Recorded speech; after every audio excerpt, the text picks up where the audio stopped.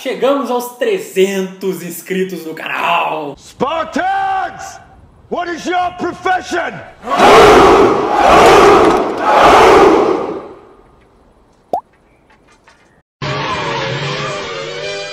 Fala galera, hoje eu vou falar de Batman. Entrei na feira da fruta.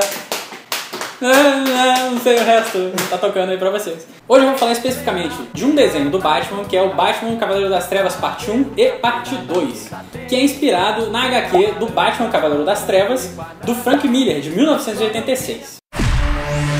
Tonight, we are the law. I am the law. You act like a criminal. We are criminals. We always have been. May the best man win. Nessa história, o Batman tá há 10 anos fora da ativa e o único herói que tá na ativa é o Super-Homem. Vários outros heróis foram aposentados compulsoriamente pelo governo porque não queria que eles mais atuassem, porque eles estavam causando muitos problemas, não estavam causando mais problemas do que a solução. E o único que ficou na ativa foi o Super-Homem, por questões óbvias, né? Ele arregou pro governo. Só que o nosso querido Cavaleiro das Trevas, depois de 10 anos, ele não aguenta ver todo aquele processo de criminalidade que tá acontecendo em Gotham e acaba retornando à ativa. E eu vou falar um pouco sobre esse universo do Batman e as coisas que eu percebo ao ver esse desenho.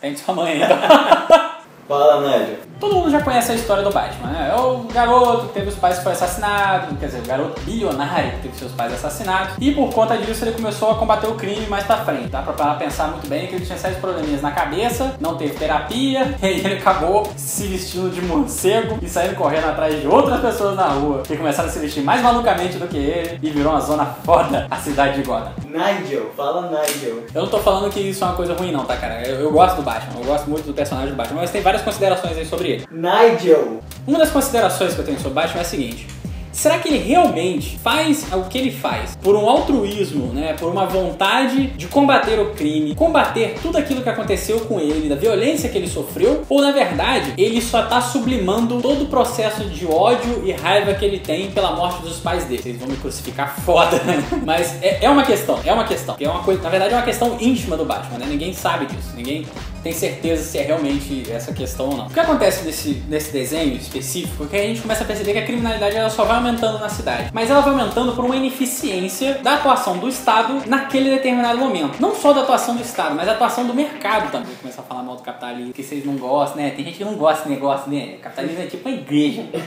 Aí, em agir em relação às várias formas de desigualdades sociais existentes ali. Que acaba, uma dessas expressões que no serviço social, né, a gente chama de questão social, é a violência ou o crime. Toda situação que configura um crime é uma situação que obviamente vai contra as legislações e normas legislativas de um determinado país. Isso é uma coisa óbvia. Só que nem todo crime ele é passível de encarceramento. A maior parte dos crimes que o Batman combate são crimes que são passíveis de encarceramento, né? Como assassinato, venda de drogas, mutilação foda de pessoas com um gás lacrimogênico maligno que deixa as pessoas rindo até a cara delas estourar. Existem algumas teorias que falam que a questão da violência ela é advinda da desigualdade social, advinda da sociedade desigual em que nós vivemos. Por essa desigualdade, as pessoas elas têm que galgar uma nova posição de poder dentro dela, seja econômico, seja físico, seja psicológico. E aí no meio desse caminho, crimes são cometidos, né? Tem uma frase do Balzac que é muito legal: por trás de toda grande riqueza há um grande crime. A gente tem que lembrar que essa ineficiência do Estado no combate à criminalidade, ela não é simplesmente porque o Estado ele vai lá e a polícia não funciona direito. Não é só isso. Nós temos outras políticas que são relacionadas a isso, né?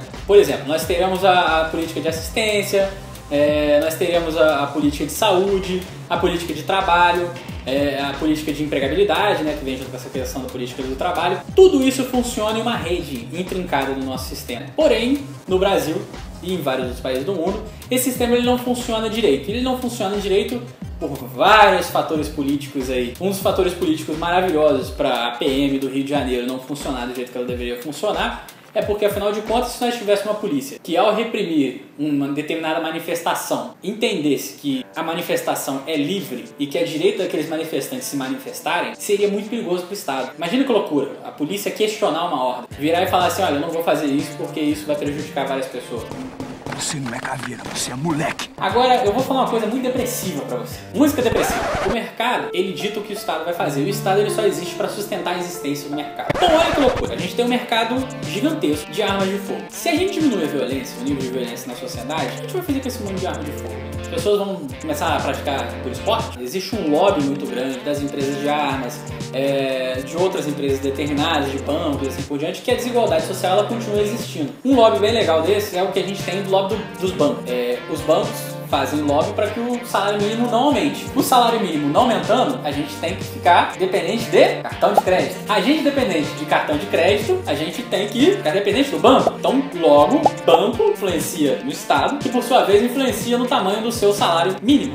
E aí, por conta de todo esse lobby, de toda essa politicagem que vai conformar a sociedade da forma que ela é, a nível estatal, a nível do mercado e assim por diante, o nosso querido e amado Bruce Wayne acaba pegando em armas da forma dele, óbvio, não armas de fogo, né, porque ele é contra armas de fogo, para combater toda a criminalidade. Só que isso acaba gerando uma grande questão ali pro Estado. Se um cara qualquer, não tão qualquer assim, porque o Bruce Wayne é tipo o White Batista de Gotham, só que não é babaca, né? Se um cidadão qualquer, ele pode quebrar o monopólio da violência, que é detido pelo Estado, né, nos seus órgãos coercitivos, como a polícia, o poder judiciário, o exército, o sistema prisional e assim, vários outros órgãos que são coercitivos, que são punitivos. Pra que tem Estado? Afinal de contas, se ele pode também, nós também podemos. Se nós também podemos, nós podemos nos revoltar contra o próprio Estado. Daí a grande coisa do Estado querer proibir os heróis de lutarem. Só que infelizmente, ou felizmente pro Estado, a força imparável, que é o Super-Homem, acaba sendo o único que não fica fora dessa brincadeira. Ele vai lá e continua trabalhando pro Ronald Reagan de uma forma bem decrépita nessa HQ e nessa animação do logo atrás. Agora tem uma questão saindo um pouco desse desenho, mas tem a questão do último filme do Nolan. Eu não sei se vocês assistiram, Batman The Dark Knight Rises, com o Bane. It doesn't matter who we are. What matters is our plan. Nós vamos ter lá o Dent Act, ou o Ato Dent, que nada mais é do que uma referência ao Patriot Act, que é aquele processo que teve por conta do 11 de setembro. Em Gotham, o 11 de setembro de Gotham é o Coringa. O Coringa vai lá e desfere de uma forma de terror e assustando milhares de pessoas vários golpes naquela cidade, e por conta disso você tem que recrudescer e fazer o Estado se tornar mais opressor do que ele é normalmente. Porque no filme, aparentemente, né, o que mostra pra gente, a única solução para aquele terror do Coringa é mais coerção, é mais polícia, né? A única solução que tem é... nós temos aqui um problema sério, nós temos violência. O que nós fazemos para resolver a violência? Nós aumentamos a polícia. Não vai adiantar de porcaria nenhuma, cara. Não é só a polícia que resolve tudo. Mas por que esse terror, ele assusta tanto a gente? Porque basicamente ela sai de dentro do padrão de violência, né? Uma coisa que tá fora dos padrões, uma coisa que você não tem controle. O Coringa, ele é o agente do caos. Então é basicamente isso que eu tinha para discutir com vocês hoje, né? Na verdade, é isso que eu tinha que levantar com vocês hoje. O universo do Batman é muito complexo. O universo do Batman você pode levantar várias coisas ali. Você pode levantar tanto o problema psicológico gerado pela violência que o Batman sofreu quando era criança e como é que isso marcou ele pro resto da vida dele. Então, como eu sempre faço em todo vídeo, eu queria levantar uma questão para vocês que estão aí me ouvindo e me vendo. Se você não está me vendo é porque obviamente você está com uma aba do Xvideos aberta enquanto eu estou falando. Isso é muito assustador. Se todos esses processos de violência ocorrem por um lobby gigantesco que existe na sociedade, no Estado, para que você não melhore as condições de vida dos trabalhadores por questões salariais e por conta disso você gerar outros problemas em cadeia, será que a luta do Batman contra essa criminalidade ela vai ter um fim um dia? E além disso, se você estivesse na posição do Batman, como você resolveria esse problema? Yo, Doc, this is the KIL Skills Spook 1. Come on, son, dig it.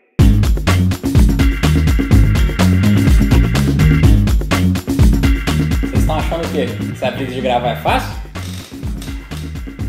Tá comendo Cup Noodles. Minhas caralhas.